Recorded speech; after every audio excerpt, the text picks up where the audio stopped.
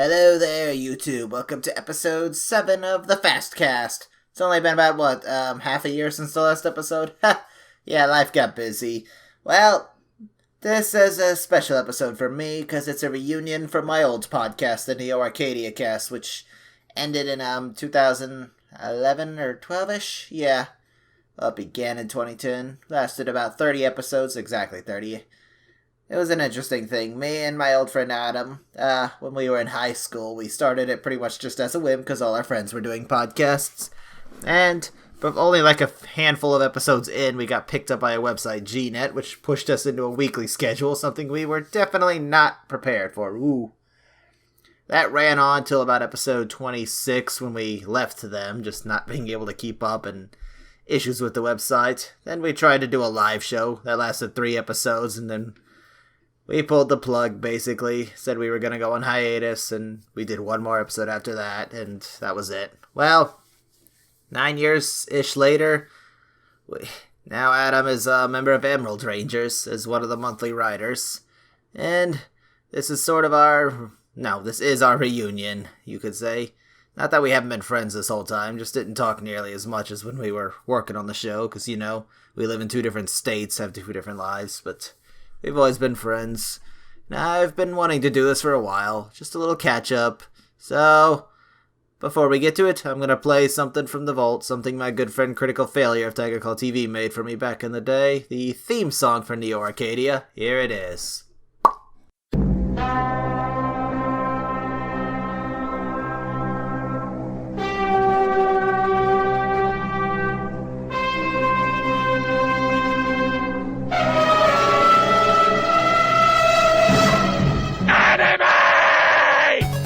Hi, this is Tiffany Grant, and you're listening to the Neo Arcadia cast.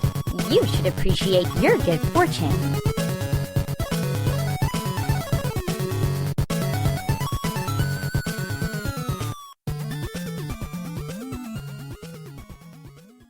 And we're back! As I apparently said in the previous statement, welcome to the show. The artist formerly known as Adam the Hedgehog. Yes, I have since adopted a more equine persona. Adam the Pony. I still don't like... I actually changed it recently to Umamajin because it's weeby as shit, but at least it sounds interesting. I still have to explain it, but I don't have to explain it immediately as much. Immediately as much. Right. Well, Umamajin reminds me of Dragon Ball. That's kind of because it was, because I got the idea from the spin-off manga that Akira Toriyama made called Nekomajin, which was more of like a direct gag manga of Dragon Ball. Manga, potato. And I looked at Nekomajin, okay, what's the Japanese word for horse? Uma. There you go. Cute. Well, I did give a history of Neo Arcadia. That's what we did. It's been a few years since then. Adam has been lurking on the internet, and I finally got him to start writing for Emerald Rangers. And now he's here. So how you been? It's been quite a long time, really. In between high school and occasionally, well, not necessarily occasionally, but a very infrequently tumultuous home life, I have had many ups and downs. Yeah. I think the first 2 years out of high school, I basically had no job. And it wasn't because I didn't want to have a job, it was because I didn't really need to have a job. Oh, snap. He said basically. Oh, God. I really did use that word a lot, didn't I? Yes. Well, how you doing right now? You stable? Yeah, financially. Emotionally, it's a whole other matter, but definitely financially. Yeah, it's a humble existence. I've got nice things, and I have to save up for a lot of things. I get the bills paid, and I get food on the table, but, I feel guilty whenever I treat myself. But I did manage to get a very nice computer during, it wasn't my first job that I was able to get my, first truly my own computer sort of thing. It was in my first job that I got the Nintendo 3DS. I got the new Nintendo 3DS. It's the culmination of a seasonal job at Walmart. And then in the second job that I'm currently doing now, I was I'd chipped away $25 every paycheck to budget out to build an $800 PC, which I'm still using to this day. Yes, much better than the machine you used when we recorded Neo Arcadia. Oh, yes. That old fucking, fuck, was it an HP Compact or something like that? It was a workstation PC, and not even a high-end one. One you had in the kitchen. Uh-huh. And I have since been able to move it to my bedroom, and that is a fucking story and a half just to get it there. Yeah, you never could do much heavy lifting. Well, it wasn't that I couldn't lift it, it's because, my family for the longest time had this complex against me having it, because they liked having me out in the kitchen, because they assumed, and they weren't exactly wrong, that if I had my computer in my bedroom, I would rarely ever have to leave it. And, I mean, they were kind of right, but at the same time, I do make an effort to at least check on my mom whenever I have to, and when my brother was still living with us, I made a concerted effort to avoid him like the fucking plague. Yeah, there's a story and a half. Yeah, but I don't want to delve too much into personal details. Yes, let's not. Any which way, it tastes good to know. So, what we used to talk about was anime and video games. I gotta say, in this many years, I've fallen out of anime quite heavily. As have I. The most recent anime I watched, I want to say it was... I have a friend that's still very much into Fate Stay Night, and out of a morbid curiosity, I decided to try to, watch Fate Unlimited Blade Works, and I got, 2 episodes in, but it's not that I don't like watching anime anymore, it's just that I've gotten so deep into the culture of YouTube and, watching YouTube content creators that I really can't fit anime into my schedule. What I have been doing, though, besides video games, I've been watching a lot of, mini-series lately, like HBO stuff. In the past couple of years, I watched 2 particularly very good examples. You may have heard of them. No. Well, HBO and BBC, but the first one I saw was HBO's Chernobyl. Chernobyl, huh? Yes, Chernobyl. It was on HBO, and I think it was originally broadcast in the UK under Sky TV. It is how many episodes was it? I have it saved onto a personal SSD, like an external one. Oh yeah, it's fuck are these titles? Oh, it's a 5-episode series. That's right. Yeah. Okay. I've still watched the occasional stuff, like Dragon Ball Super. I did watch, and Assassination's Classroom, and I can't remember what it's been. It's been 9 years since we recorded together. Last podcast. That is kind of embarrassing to think about. No, it's not. We ended the show, remember? Oh, yeah, we did end it formally. Sorta. I mean, you insisted on calling it a hiatus, but it was pretty obviously over. Yeah. It's, after GNet happened, we tried doing it live, and that was just a mess, and you couldn't really handle it, and we quit on 29, and then came back, did one more episode. Only 2-hour show we did. One we can't talk about too much right now. Yeah. But there were a few highlights, like we did interview Tiffany Grant. That was fun. Thank you, Carl. Yes, I still occasionally talk to Carl. We talk about stuff a lot, but we're just kind of we acknowledge each other's existence, and that's about it. Carl don't do as much as he used to. Yeah, he isn't really into... Wait, is he still into public relations? I don't remember. It's complicated. Yeah, I think that's the best way to describe, the current status of him is... It's complicated. Well, as for us, I've been on and off YouTube. Still just writing on there. I've tried to do, YouTube-based content, but, I've been trying to dabble a lot, but it's, I haven't really, knuckled down and tried to, legitimately learn how to do, Let's Play content or, anything like that. And I really fucking want to. I really want to try to, do a proper Let's Play, and I did attempt to do live streaming earlier this year. I attempted to stream League of Legends and Dead Cell. Let me tell you something about trying to stream League of Legends. It is a bit. It's a bitch? It is a bitch. Oh, don't do it then. It's not that, playing the game, I am a casual in League of Legends. It's not the playing it part that sucks. It's the actual getting the recording software to play nice with it. Because League of Legends is one of those games where it's supposed to be a singular client, but it's actually two clients. You have the client for like matchmaking and using the store and all that, and then you have the actual game client. And you have to have the recording ready for both, so that you can actually like show people, oh, this is what the pick band phase is looking like, and then you can transition over to the game. I really do not like that. Now, speaking of recording, this is definitely taking me back where I used to just let you ramble off topic for a while. But 'tis the podcasting, I suppose. Yeah. Have a loose structure of topics and then just kind of go off. That's okay. Have you watched any anime in the last decade? I mentioned Fate Unlimited Blade Works. I mean, have you finished any? Oh, finished any. That is... I believe I have finished a couple anime. I unironically watched Sword Art Online. Yeah. But I only watched, like, the first, like... I watched Aincrad and I watched the... whatever the fuck the second half of that season is. I don't remember the name. And I also watched a spin-off of the Please Teacher series. Oh gosh, that anime.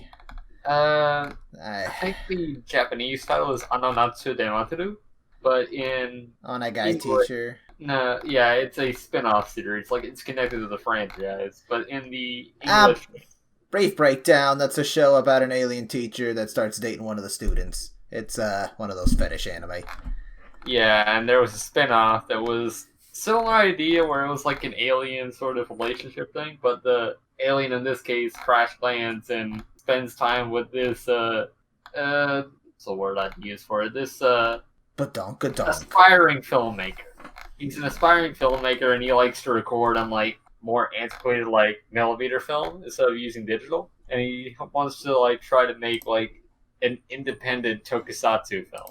Tokusatsu.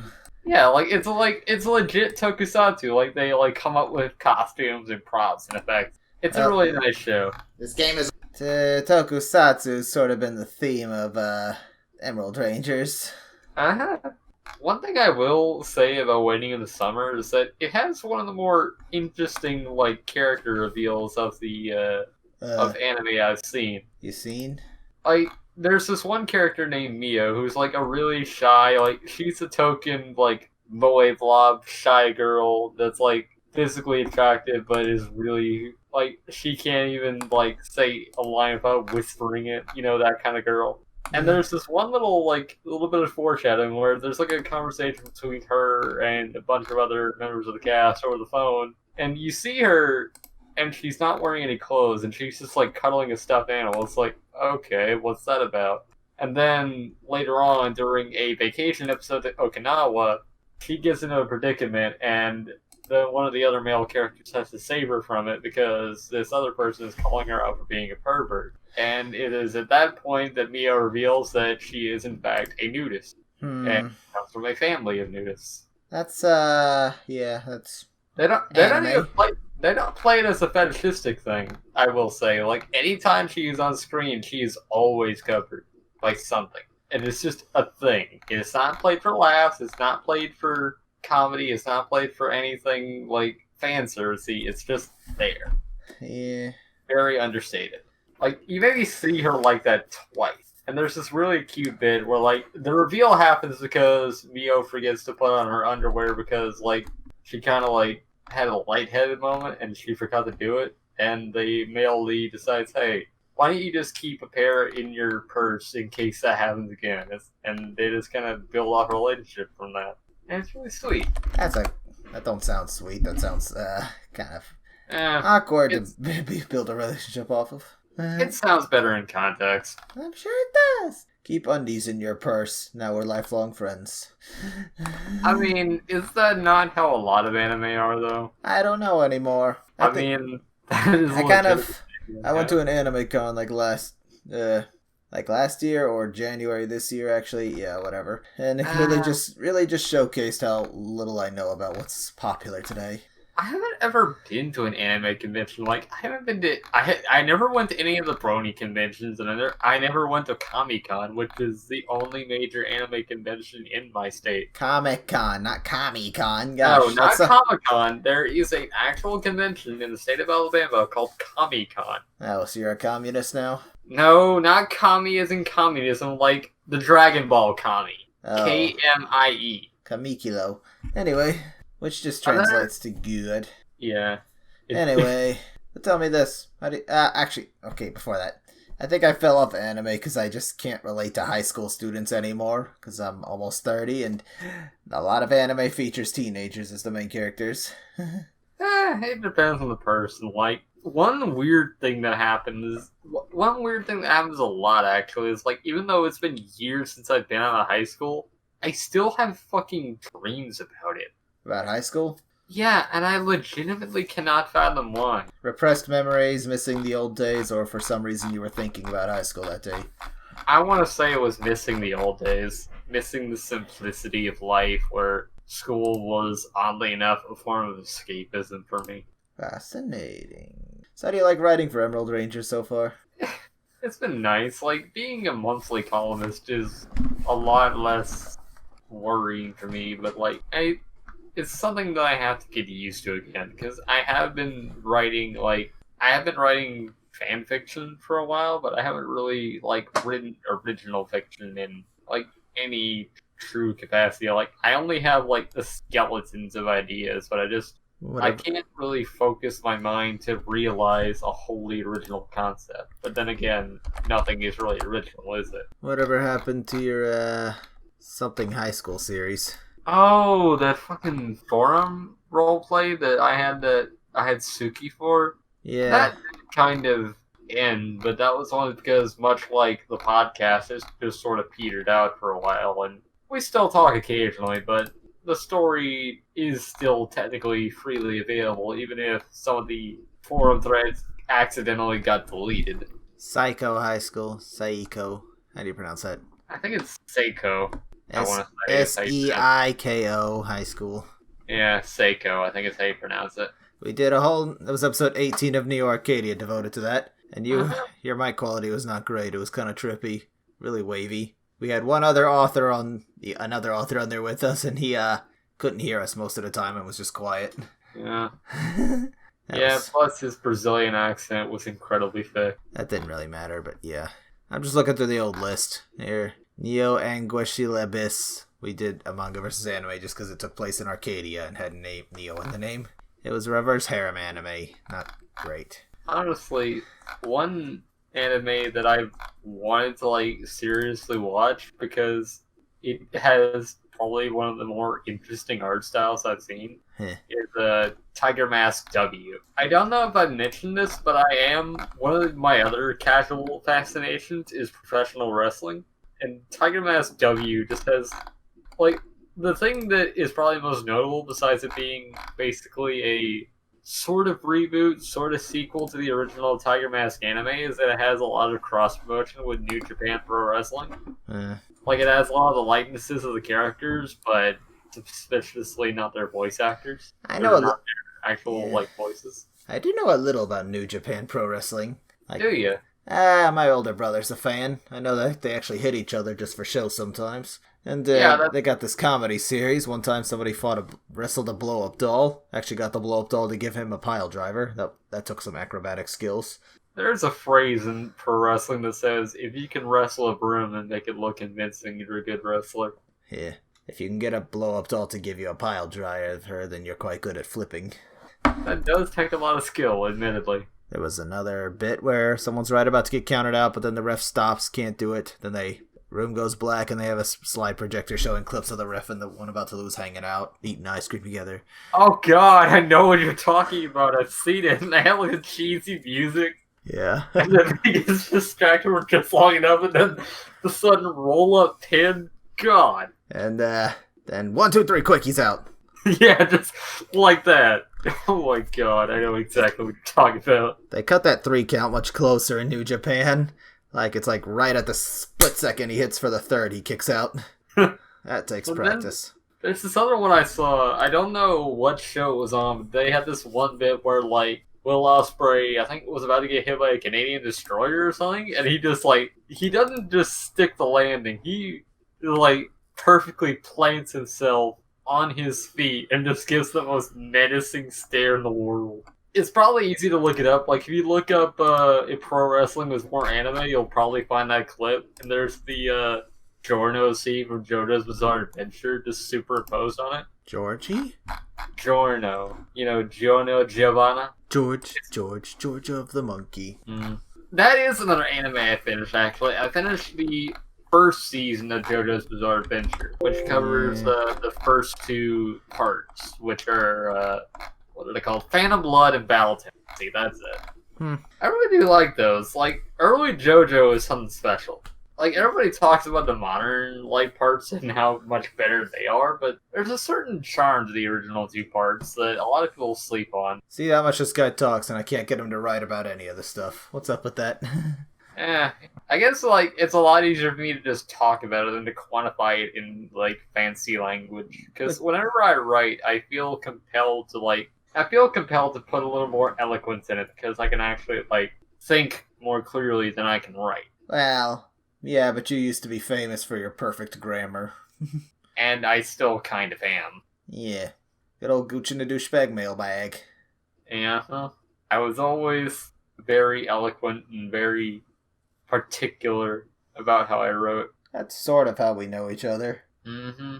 I think that is how we met, didn't we? Like, that's how we heard about each other. But I was listening to one of Jerry Terrifying's podcasts, and he makes a comment about looking you up on Skype. So I did, and it took off from there. We were the two teenagers of the group at the time. Yeah, two young bucks. I was 18, you were 16, and Wow, it's weird to think that we're only 2 years apart, isn't it? It happens. I noticed at the time people bonded with the ones closest to them in age. I still find it fascinating how your voice has not changed a bit since we last did anything. Well, neither has yours. Yeah, I just sound more perpetually tired, which is kind of true. I wasn't going through puberty, you know. This is just how I sound. I still get hate mail about it. I imagine you do. It kind of reminds you of another YouTuber that got hate for a while. That was, how the hell did his name go? Tweeterman 1987 or something like that?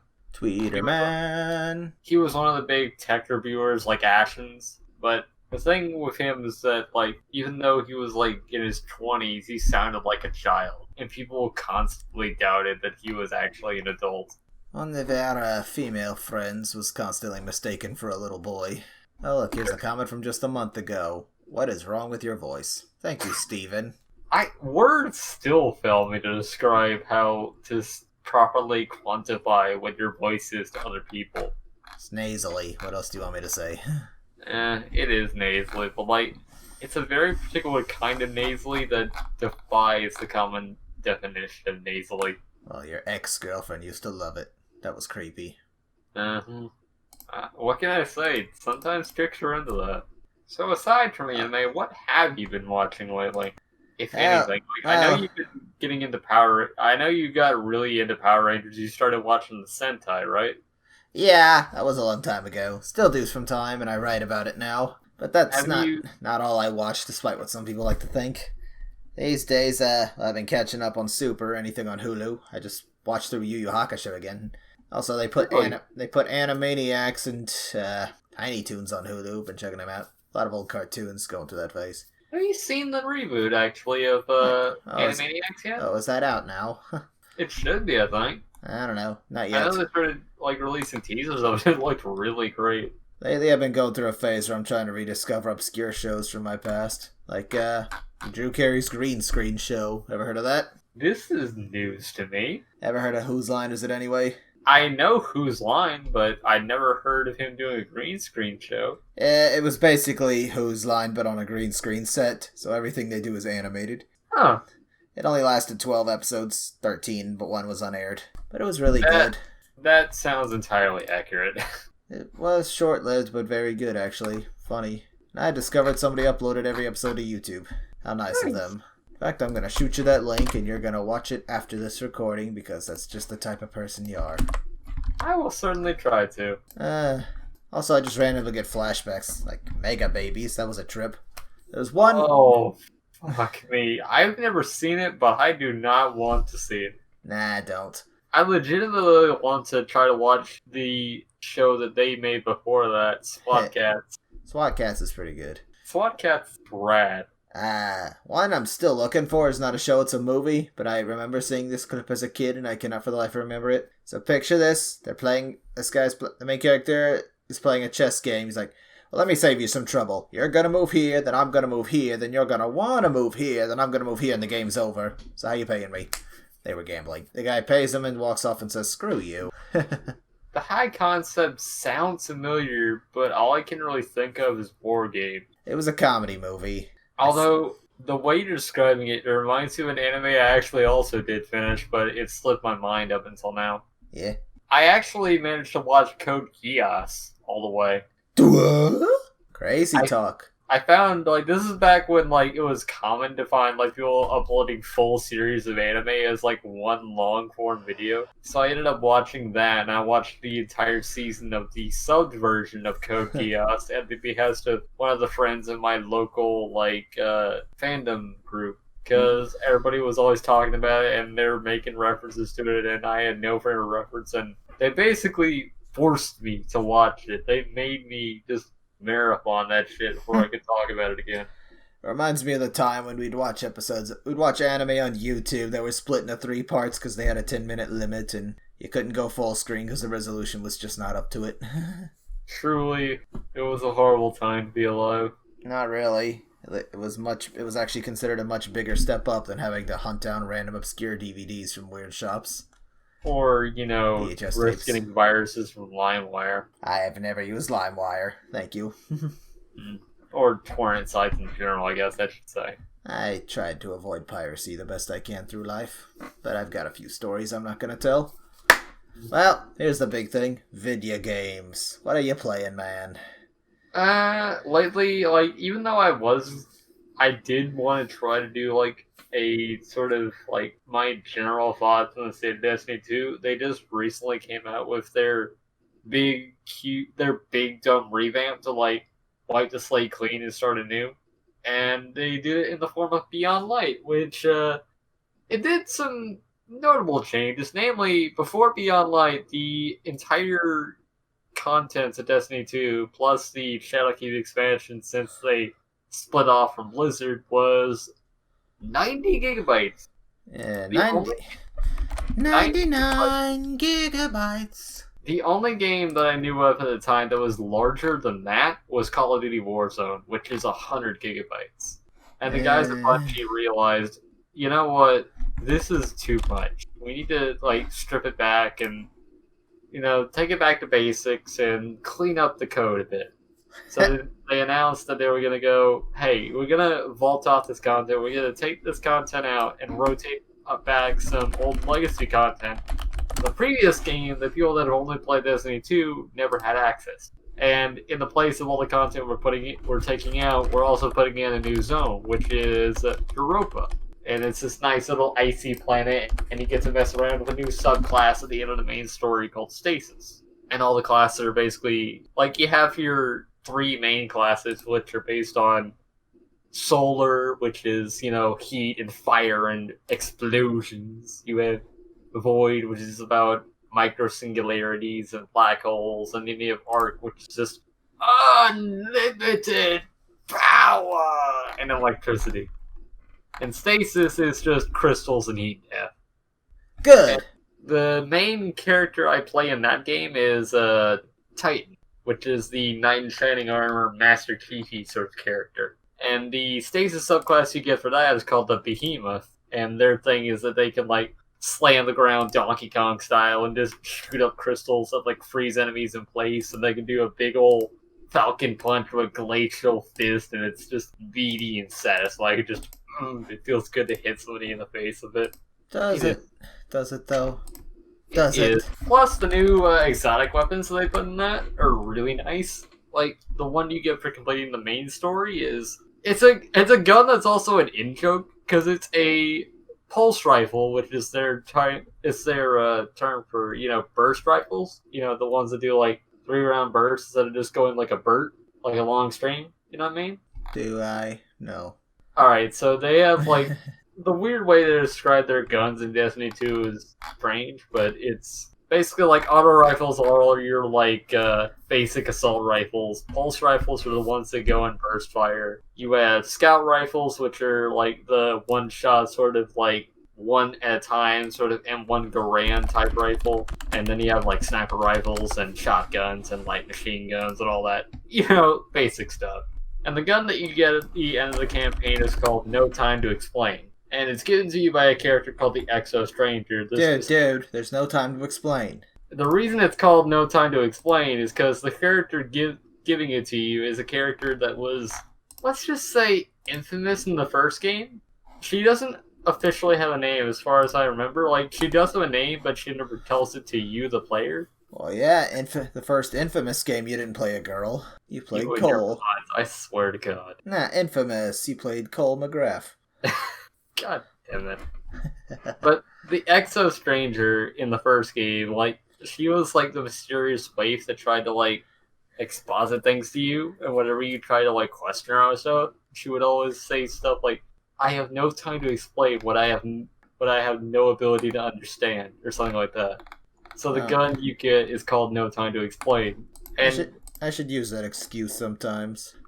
I have no time to explain what I do not understand. They actually brought that joke back in the main campaign of Destiny 2, where you meet up with Kate 6, who's like the Han Solo type character, and he's like stuck in this like gravity bubble, and he's like, I don't have time to explain why I don't have time to explain. I'm just gonna say that next time somebody asks me a question. I don't have time to explain what you don't understand. Exactly. I put a twist. And the thing about the guns in Destiny 2, they're exotic weapons, which are like the super legendary, like, it's the stuff you would get like the epics in WoW, where they have unique effects and stuff. Can you repeat that? Just kidding. Oh my god. But No Time to Explain's thing is like... Oh. I never played WoW, actually. But I did play Guild Wars 2 for a while. I actually did dabble in Guild Wars 2. I might talk about that later, actually. Ooh, Destiny 2 has become free to play on Steam. Yeah, it's been free to play since, I want to say September of last year. Feel bad for the people who paid $60 for it when it came out. You can get it yeah, you should have been there when when Shadowkeep launched day one. Fucking nobody could get in. I don't know. I played the first Destiny and that was it. It was fun, but then I got locked behind a wall of, you have to do PvP. I don't want to do PvP. I'm not doing PvP, but you have to. Or buy stuff. Destiny 2's alright. Like, the content you get for free is okay, but, like, most of the meat is in the story. And even that's kind of thin on the ground. I thought you were a storytarian. I do love story, but, like, the actual, like, cutscene story is so... wanky? Yeah, it's lean is the thing. Like, they don't explain a lot in cutscenes. Lean on me. When you're not strong, yeah. It's very threadbare, I think the best way to describe it is. Like, whenever I watch a cutscene in those games, I end up having this, like, feeling in my head. It's like, okay, am I missing something here?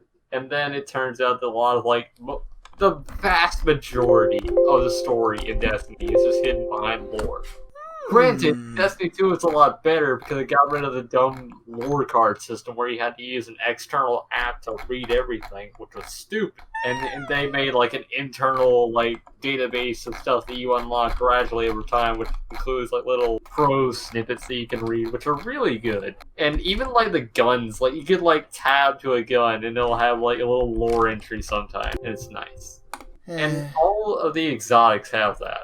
Alongside, they have like this little exotic perk, which is like a unique effect only that gun has. For example... Oh? Nothing. I'm sorry, I'm interrupting you. No, you're not. You just... I kind of forgot what we were talking about there. We got on a tangent. You did. Well, yes, I did. That is very true. Yes, okay, so you like the shooters in the online games, it seems. I do. The other game I've been getting really into is Temtem, which I explained when we were doing like sound checks and all that. I haven't gotten deep into it, but from what I've seen, it's like It's the Pokemon game that most hardcore Pokemon fans have really wanted. Tim Tim? Oh.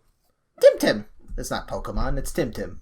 Yeah, it wears its inspiration very clearly on its sleeve.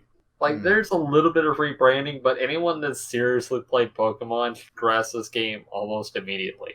The hard thing will be, like, trying to relearn the types, because there's not as many in Temtem as there are in Pokemon, and the ones that are there, some of the weaknesses aren't like you remember. So, like, you remember how in Pokemon, flying types would be fighting types? That is not the case here. Should have been called wind types. They are called wind types in Temtem. And grass and bug types are not separate types. They are consolidated into nature type. Mm-hmm. There is no dark type as far as I'm aware. The closest would be toxic. Poison. And toxic is weak against water in Temtem. I guess as some sort of play at the fact that pollution in the water and stuff like that. But then shouldn't water be weak against toxic? It is. Oh, okay. It is weak to toxic. That's what I was trying to explain. There's also a weird thing where rock type is instead replaced by crystal. You keep saying replaced, but I'm pretty sure they were trying to be their own thing, not just imitate Pokemon. Very true. And when they use crystal instead of rock, they also change out the weaknesses, where rock would be strong against fire, crystal is instead weak against fire, because crystal includes glass, and glass melts with fire. So it does make a weird sort of sense. You just have to kind of wrap your brain around it more. Well, that's a lot of stuff to take in. Well, tell me this. Let's talk about Emerald Rangers again. You decided to become the Ice Shard, light blue. Go. The colors are supposed to reflect inner demons in a way. That's why I switched from red to white. So tell us about yours, why not? Just briefly. For me, it comes from a sense of being alone. Like, Chill. I know that I'm not truly alone, but the way I live right now, where I barely ever have the opportunity to leave my house, mostly due to arrested development in my teenage years, I often find that I often have to spend time in my room alone in the dark to save power, and just I spend a lot of my time just looking at a screen and just finding cheery images to whisk me away to worlds of fantasy. And Yes. Being chill, you said? And also being quite calm and, well, not necessarily calm, but like, it takes a lot for me to seriously get emotionally, like, affected by something. Like, there are things that surefire will invoke an emotional response from me, like financial hardships, of course, do stuff. Things that make me angry. And, Like, you mean like when someone took your last pudding cup? well, when I go for hours on end without food, that definitely does get an emotional effect out of me. Ow. Come on. I thought you gave up on the swimsuit modeling. I have been working out a lot. That's one thing that did change about me. I actually got into working out. I do it sparingly just to try to lose some weight. Yeah, because I was actually overweight for a time, but like 10 pounds, and I developed something of a complex with my body, and I really wanted to get into exercise, but I found very quickly that I didn't really have good self-accountability. I worked better when I had, like, an easy way to keep track, which is why I really got into stuff like Wii Fit and now recently Ring Fit, because they ingrained in me the habit of exercise, and I make a habit of trying to do it at least. It used to be 30 minutes a day, but 30 minutes can often be quite taxing, so now it's at least 10 minutes. That's something. That's good. I will say I have been feeling the effects. Good. So what do you plan to write about? Right now, I'm still working on the Article 4 Ring Fit. I want to say I'm almost done. I'm about to write the bit where, like, I talk about, like, general problems and use cases for it, which is going to be a little bit. Like, the main thing I'm trying to, like, find a way to put into words is basically how the actual story plays out, because I like the story, but it's, like, the best way to describe the, like, New Game Plus and the post-game is that it suffers from this Splatoon 2 effect, where it's not like they have a proper New Game Plus, it's that they remix the original campaign with new dialogue. And in terms of, like, usability problems, it's like, the main issue I found is that the little, like, leg strap often feels like it's going to come Break. off at any moment. It's not that it's going to break, but it's like, you go through a setup process of like strapping it onto your leg, and it doesn't feel like it's fully secure. Like it feels like it'll slip as you do it. Yeah, that's heavy, mate. Well, shucks. Well, let's try and cheer up the mood. How about this question? You got any fond memories from the Neo Arcadia days? I think the fondest memory was the aforementioned Tiffany Grant thing, which was nice. Yeah. But in terms of other fond memories, there was that one guy, I can't remember his name, but he was the one legitimate fan we had, and we actually held a contest. VK?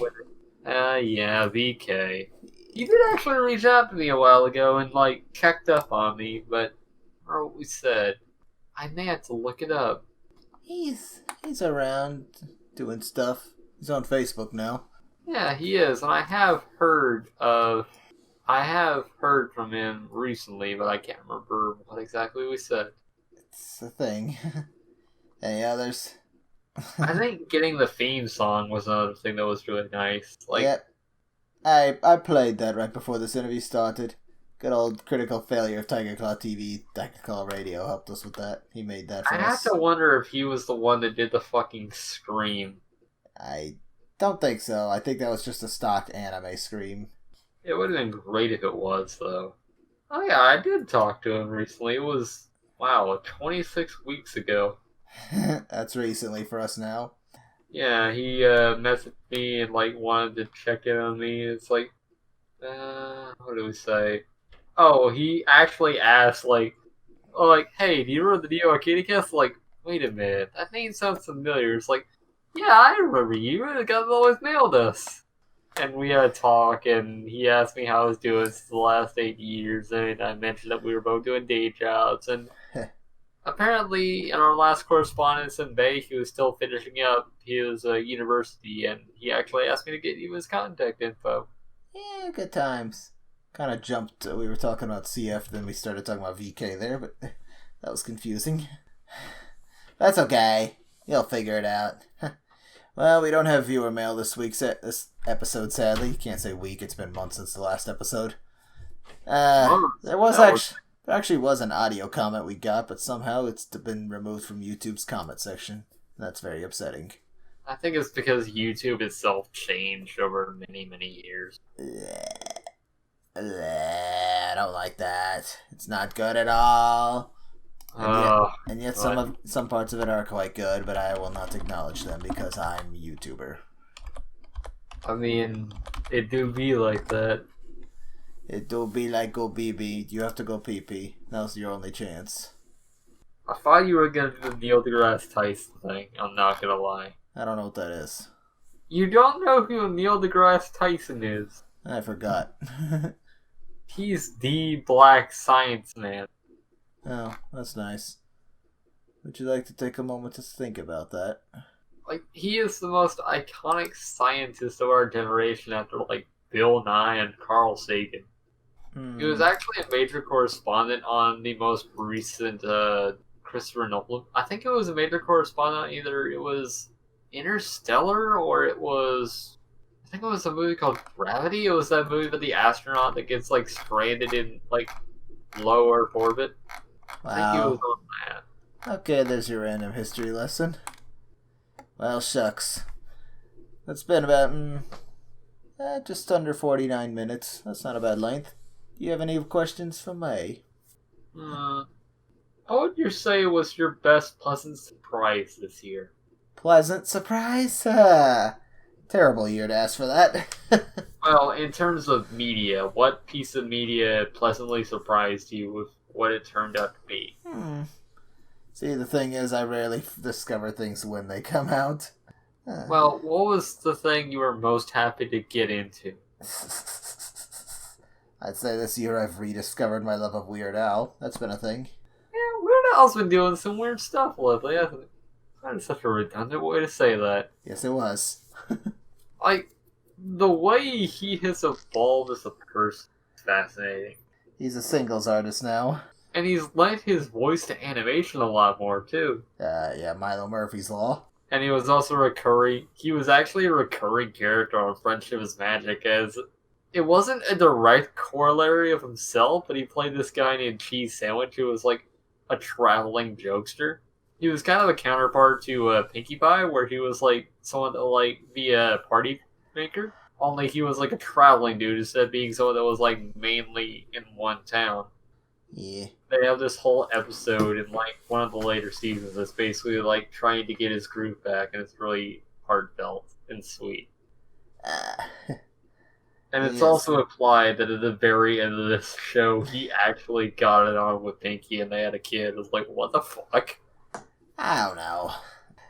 He also did this short-lived YouTube series called Face to Face, where he brought back his fake interviews from the Weird Al show days.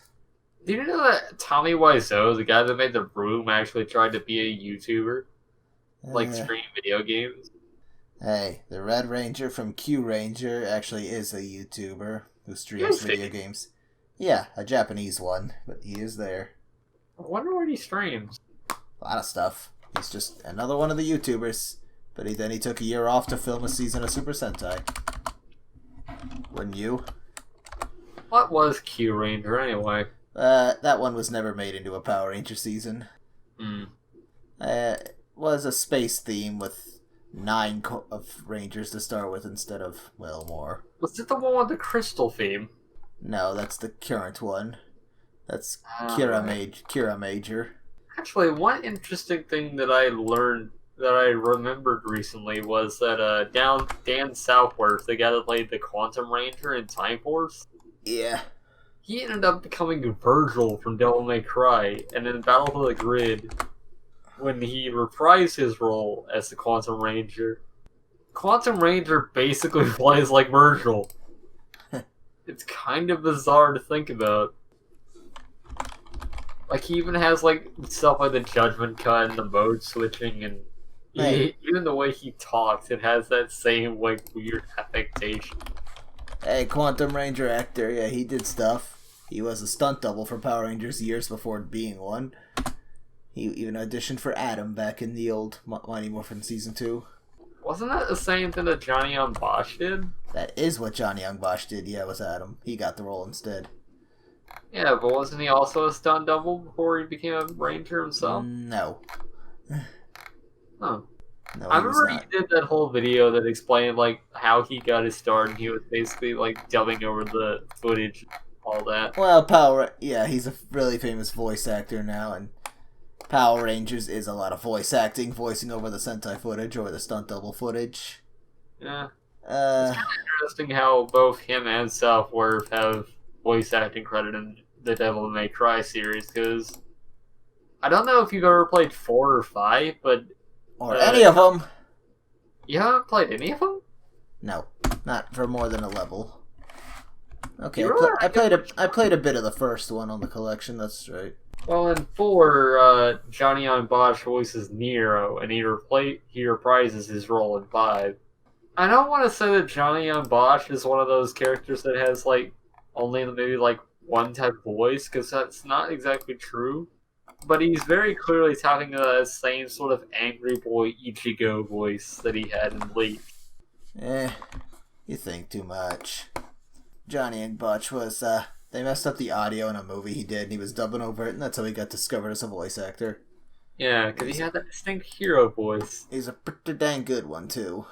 Actually, on the subject of Power Rangers and Super Sentai, what was your favorite series to watch first time? Of what? Of which one? Of either, honestly. Of Power Rangers. My personal favorite is Lightspeed Rescue. A man of culture. I am also a huge fan of Lightspeed Rescue, and it's entirely because of Carter Grayson. Ryan was cool too. He was the first All-American Ranger. There is no Titanium Ranger in Super Sentai. Ah, yes, I did remember that. Yeah. For Sentai, my favorites are probably Kyoryuger, which was used for Dino Charge in Power Rangers. God. Dino Charge had the best intro, too. Like, it went hard. Are you sure you're not thinking of Dino Thunder?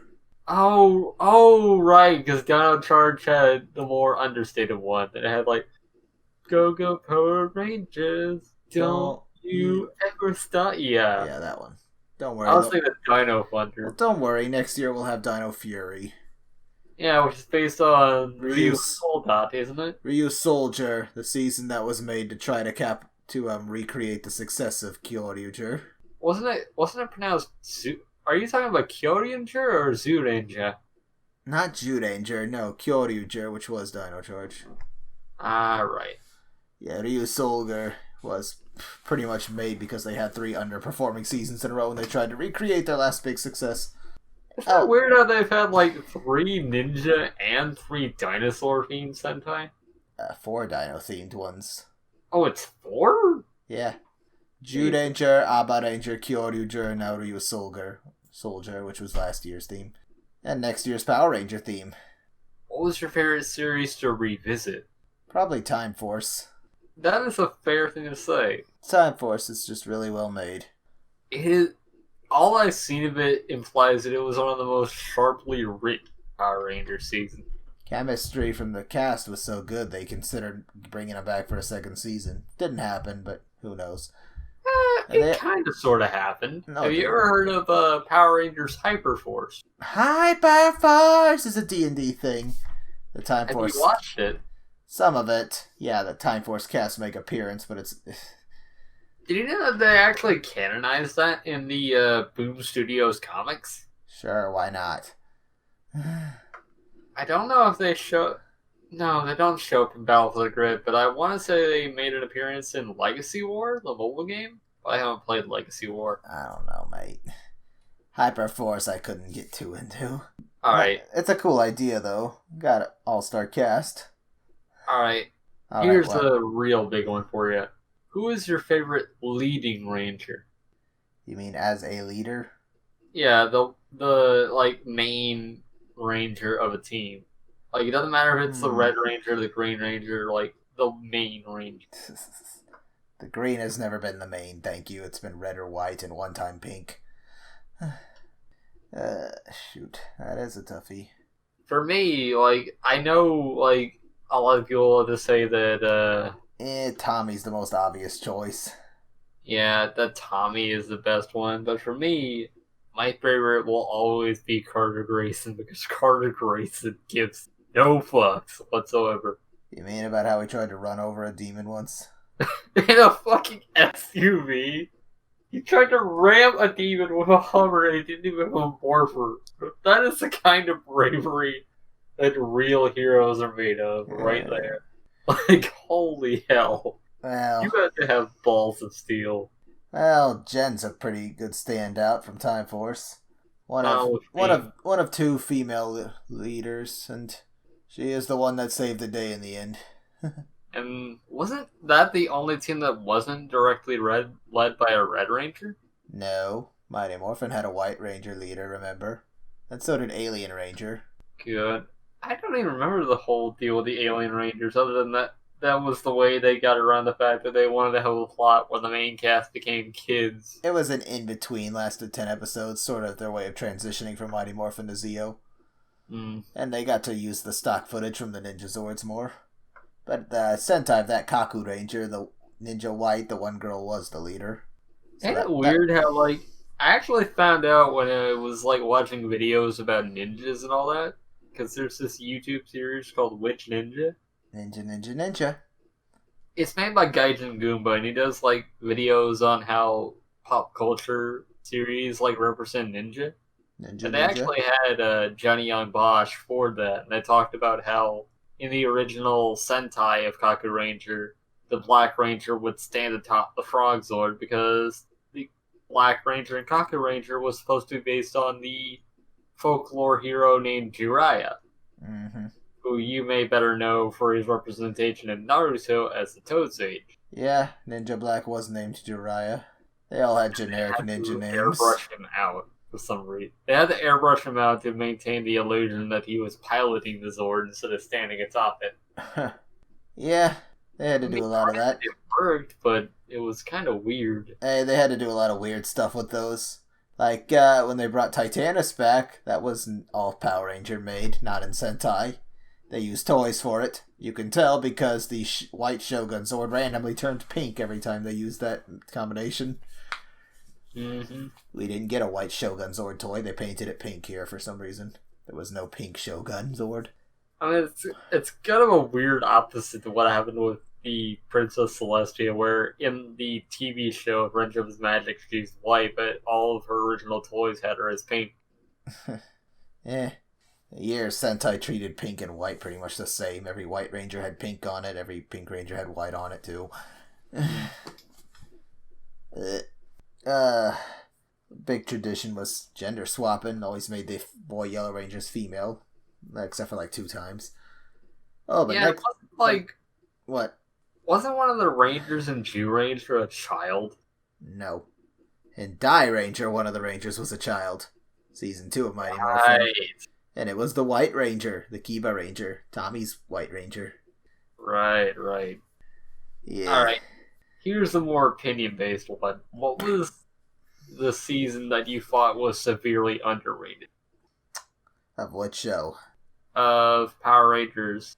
That would probably be... I don't want to say RPM because that one is pretty loved. I think Mystic Force is really overhated. I think it was really well made. I have heard good things about Mystic Force. I think the one for me is always going to be Jungle Fury. Yeah, Casey was really good. Yeah, plus, like, it was a very tight... Like, I won't say it was the most tightly written, but in terms of, like, character interaction, the main Rangers of that group were very strongly written with each other. Yeah, and whenever Theo, the Blue Ranger, morphed, he grew a foot.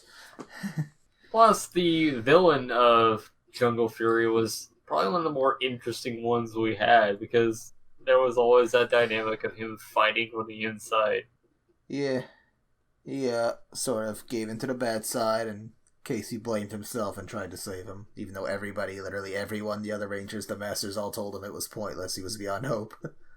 Plus, there's also the fact that the choreography in Jungle Fury was the best in the entire franchise, because it was pure martial arts for most of it. I don't know. Mighty Morphin still is probably the best, because it was actually required to be a martial artist to be a ranger back then. Yeah, but you can definitely see that they really tried to amp it up for the martial arts themed Sentai. Sorta. I don't know. On the other side of the coin, what do you think was the most overrated? What do you think, which one was the one that you absolutely could not stand? Overrated and couldn't stand, 2 different things. You're talking about one everyone loved but I hated, or one I think was just the overall worst season? Okay, let's do one each at a time. I can't rightly think of many things that everyone loved and I hated.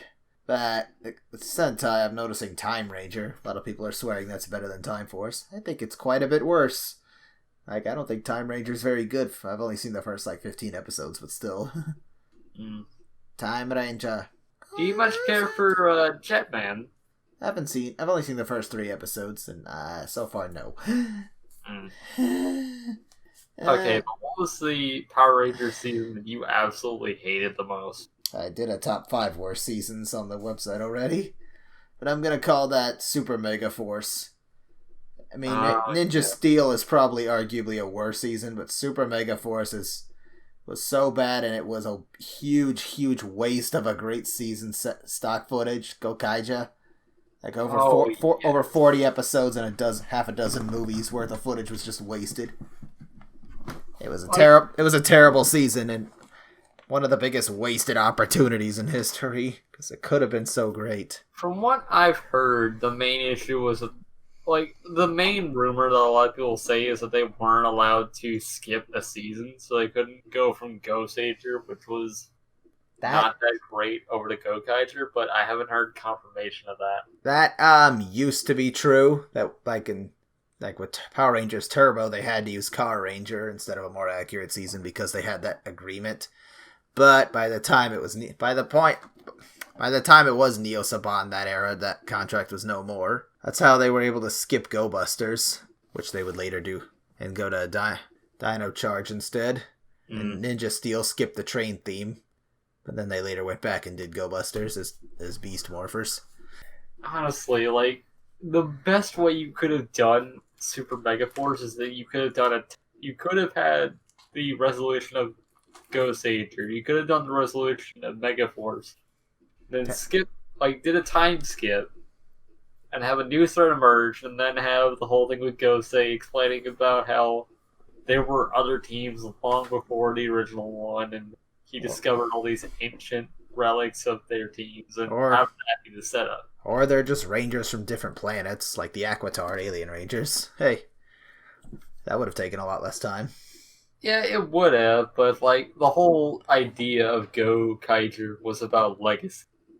Yeah, that season had a lot more legacy episodes than they planned. It's a nice story, actually.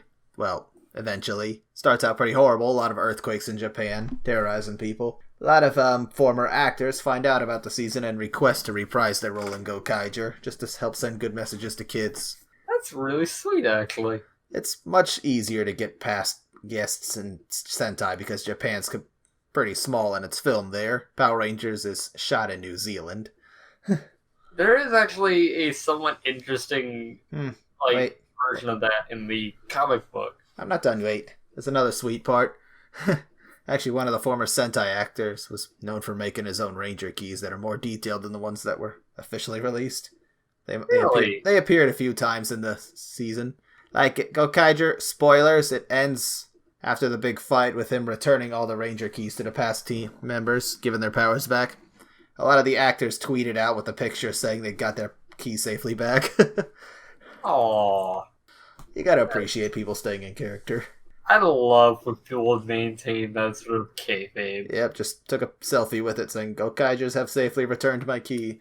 That is really adorable. Okay, sorry, you were saying? I was gonna mention that in the comic there's like this brief aside that they go through where the team meets up with someone that's like in part of like a secret government organization, and it turns out that this person that's been watching them was from a team that existed before the current team. And we have like this whole thing, like, I'm not sure if it was like a one-issue flashback or a multiple-issue one, but basically, before the Mighty Morphin team that we're familiar with came into being, Zordon tried to recruit another team where he like pulled some of the best and brightest from the Cold War era into a Ranger team. And while the result was that he got a bunch of Rangers that were incredibly skilled, their differing backgrounds and the climate of the world at that time made it impossible for them to work together as a unit. So when they're dispatched to the moon and have to fight against a Psycho Ranger, not only did they get their asses handed to them, but most of them fucking die. Yeah, the comics and the non-show related media for Power Rangers have a lot more death in them. You should look up Shattered Grid sometime. Yeah, and they have a lot greater scale from what I've seen. Like, I tried to describe it to a friend of mine today, actually, that the comic books are basically what happened if you could make Power Rangers on an infinite budget and not be beholden to the Sentai footage. And if they weren't trying to tailor strictly to kids. And I believe it succeeds in that regard, to be honest. Plus, they also managed to contextualize the whole thing that happened with Kimberly at the end of Zeo. Well, in the transit... Wait. Kimberly was not in Zeo. Yeah, the transition from Mighty Morphin to Zeo. Sorry. That's what I meant. The whole Dear John letter. And she has like a whole little mini-series. That's cute. Well, Amy Jo, actress for Kimberly, had nothing to do with that Dear John letter. That was just plot. That episode said it was guest starring her, but it was just flashbacks they showed. Yeah, but they have like a whole mini-series that shows what Kimberly was up to after that. You know, after the Turbo movie, there's a rumor that the guy he left Tommy for is Jason, because they returned together. That was just because Amy Jo already signed a 2-movie contract, and Jason agreed to come back if he could not be the good guy. They wanted all 5 of the originals to appear in the movie, but they couldn't. Walter said no because he was union now and couldn't do the show without burning his union card. Don't know why Twee Trank said no, but probably the same reason.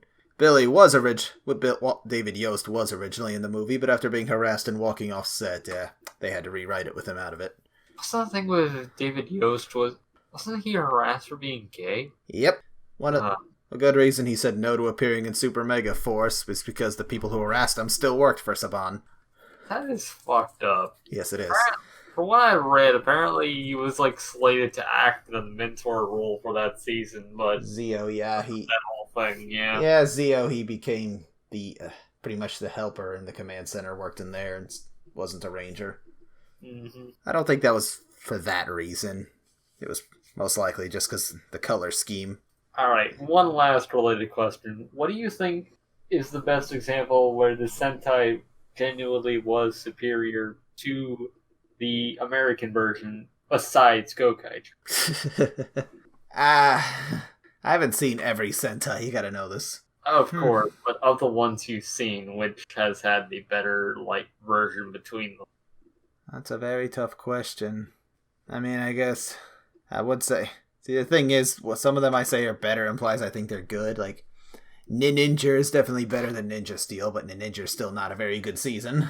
Goseiger is technically better than Mega Force, but it's a very bland season of Sentai.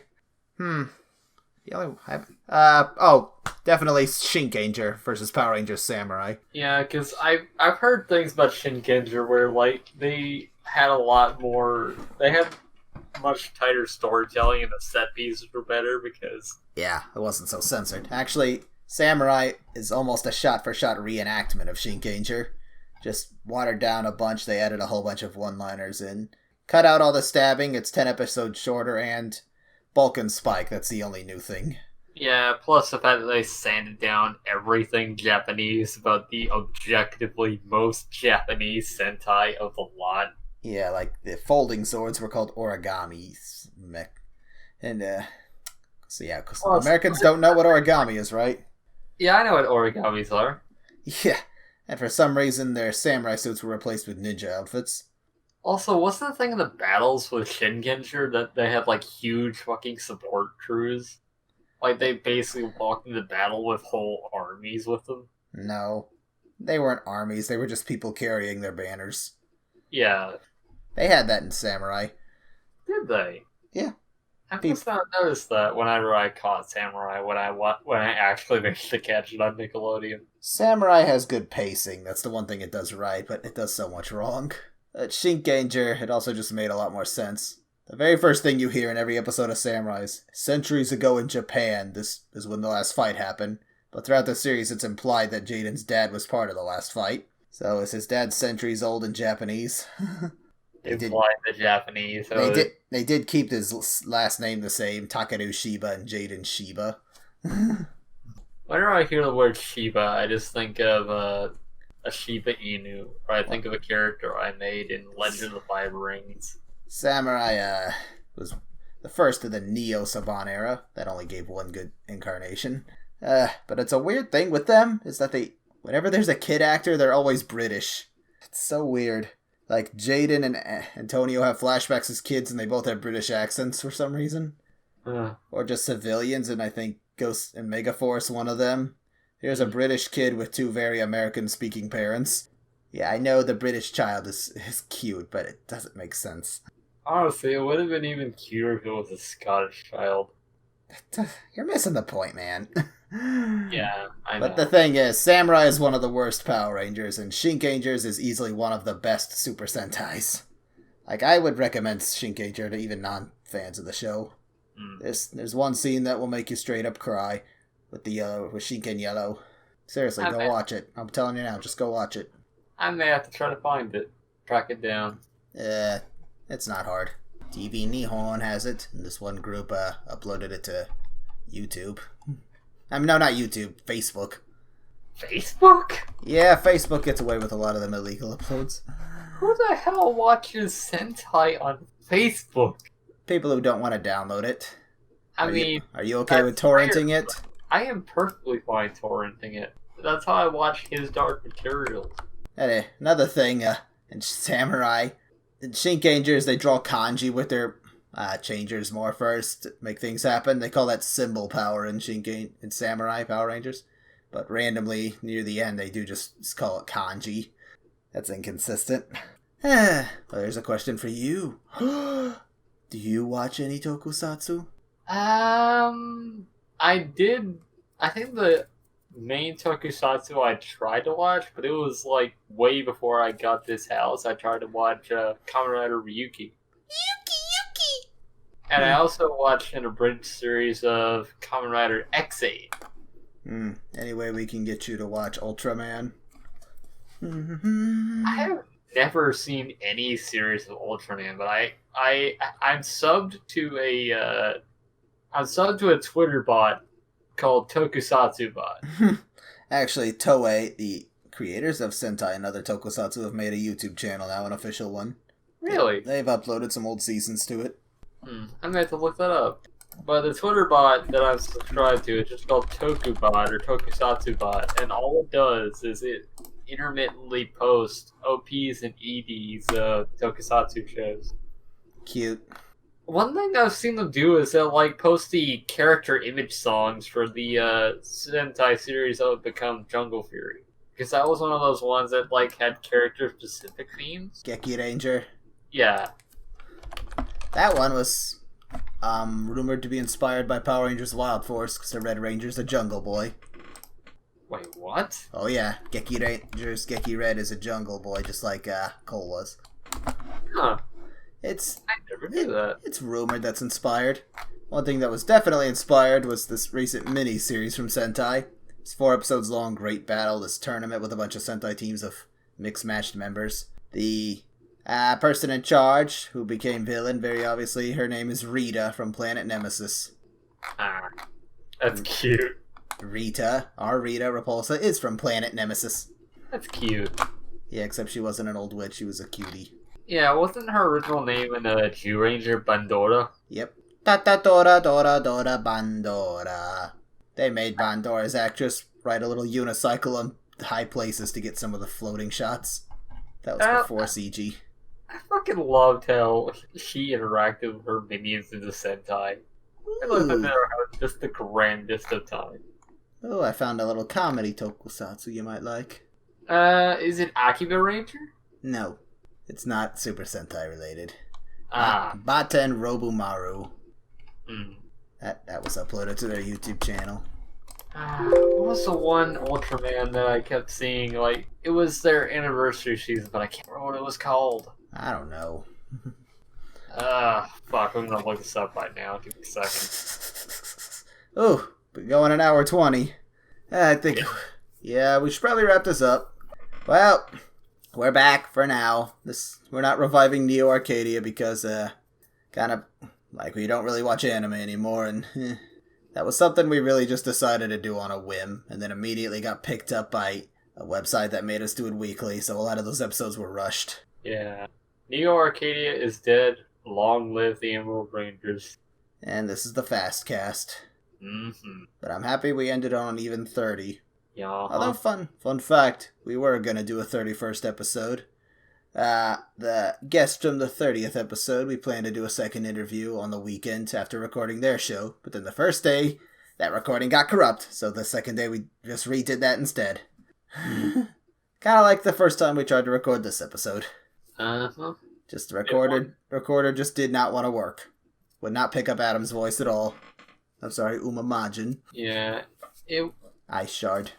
Would you like to give yourself a catchphrase, being the Ice Shard? Dave Frosty? Do you want a milkshake? Is that where this is going?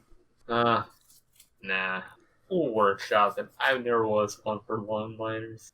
Not that I was bad at it, but it's just But he did used to have a catchphrase. What the hell was my catchphrase? Basically. Oh, God, Mio. Would you like to say it again for old time's sake? Basically, I think you're an asshole. No, you don't. Any which way. Thanks for coming on. I'm sorry to the Kazlab. Sorry, buddy. Your audio comment seems to have gotten deleted by YouTube or something. I can't find it. I was looking for it for a bit there. Tis a pity. No comments on the last episode, sadly. But I'm glad to finally have another one of these done. So, final words, buddy? It's good to be back. Yep. Have a blast on the Fastcast, of EmeraldRangers.com, which still does not have a subtitle. We gotta work on that. Yep, bye-bye. See ya.